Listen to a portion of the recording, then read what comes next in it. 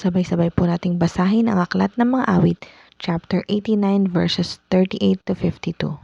Subalit ngayon siyang iyong hirang ay itinakwil mo at kinagalitan, binawi mo pati yaong iyong tipan, ang kanyang korona ay iyong dinumhan. Ang tanggulan niya ay iyong winasak, mga muog niya ay iyong ibinagsak. Lahat ng magdaay nagsasamantala, ang ari-arian niya ay kinukuha, bansa sa paligid, pawang nagtatawa. Iyong itinaas ang kanyang kaaway, tuwang-tuwa sila't pinapagtagumpay. Ang sandata niya ay nawalan ng saysay, binigo mo siya sa kanyang paglaban. Iyong kanyang trono at ang setrong hawak, inalis sa kanya't iyong ibinagsak. Sa iyong ginawa'y nagmukhang matanda, sa kanyang sinapit siya'y napahiya.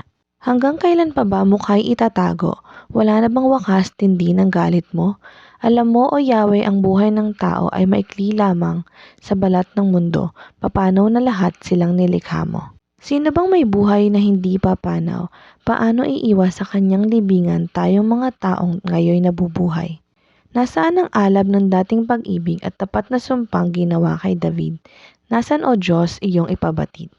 Iyong nalalaman mga pasakit ng aba mong lingkod na pawang tiniis, ang mga pagkutya na kanyang sinapit sa kamay ng taong pawang malulupit.